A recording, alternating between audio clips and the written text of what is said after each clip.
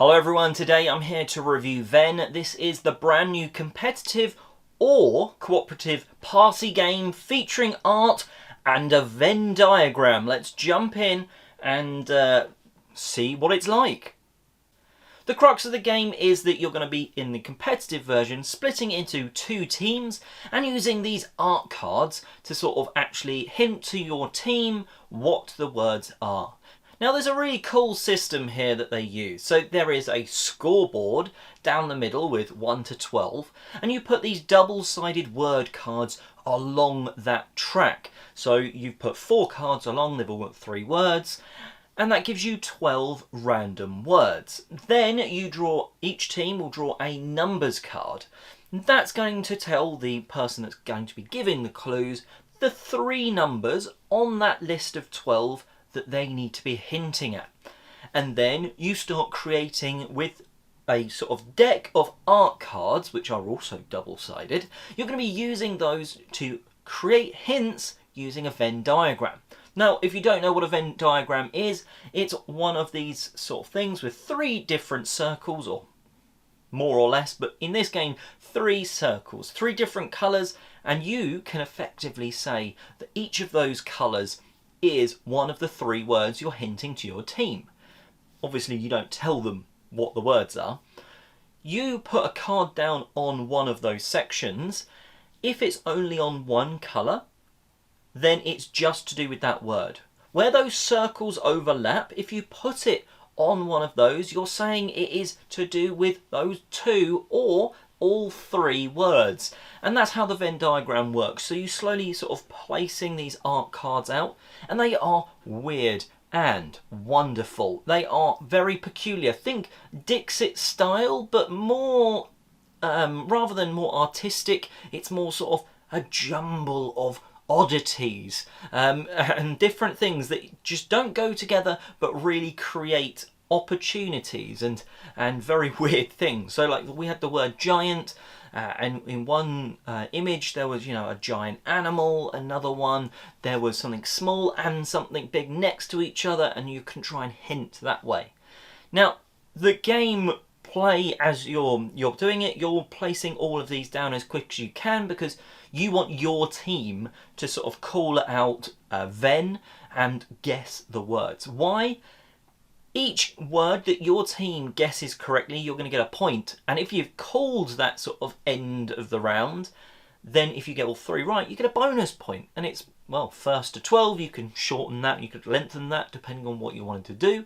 And then your opponents, the other team, they get to guess as well, but they don't get that opportunity at that bonus point. So you're kind of, as soon as you're getting clues out and starting to guess what the words might be on your team's Venn diagram, you're wanting to guess too early almost. You're wanting to stop and guess to try and get that bonus point, but then it's sort of a catch-22 of, actually, if we just let them put some more cards down, we're going to be more certain that we're right. Or you might see another card go down and be like, oh, I hadn't even thought of that because, right, that must be that word. And it's an interesting process that you go through as a team. Now, I would say, if you have only 4 people round the table, we found that when you're giving one clue to one other person on your team, it does feel a little lackluster. And I think that happens with most games like this. I don't think this is a Venn problem. I think this is a team party game problem.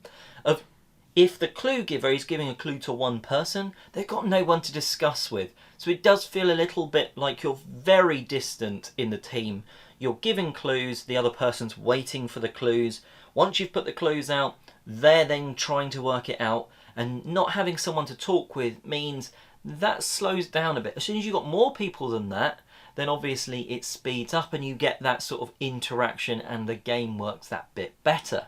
Now, there's also the fact that if you've got that many, 4, you could just do the game cooperatively, which is against the timer and you're trying to just sort of get your teammates to guess as many of the words and points as possible. The artwork, like I've suggested, is that bit odd.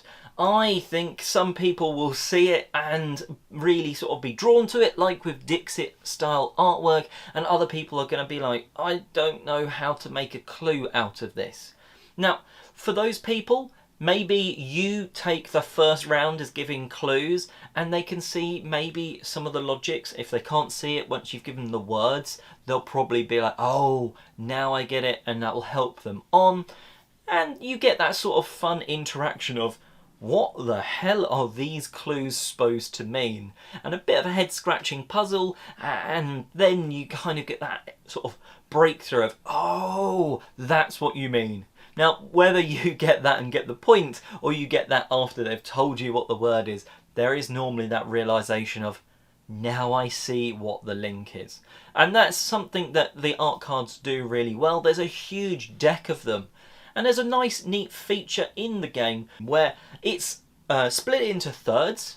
So one team is putting some of their cards out, the other team is putting some of their cards out. Anytime the clue givers can swap with that middle other third, it just means that you've got a good variation, and you could actually end up with the deck of picture cards that your opponent started with at the beginning of the round, depending on sort of who's swapping when and stuff like that. And it's interesting because you're very rarely having exactly the same words, but there could be some cards that you think work for a word that your opponent doesn't.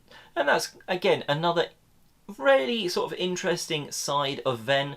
All in all, Venn is the sort of game where I was excited to play it. I really like the idea and concept behind it, but while there's some very weird and wonderful artwork, cards in the game, it just never really, whenever it hit the table, it never really rocketed into sort of a lot of fun.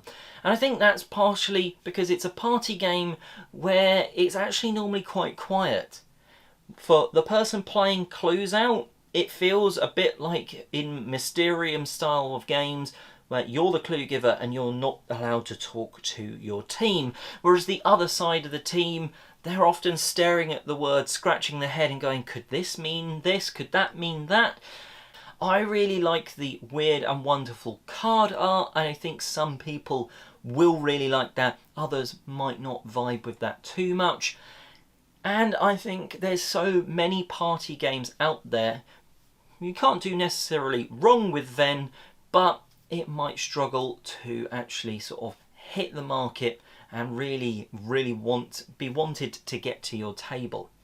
It's a fun idea and concept though, and like I say, some people are really going to enjoy it. It just maybe didn't work for us too well.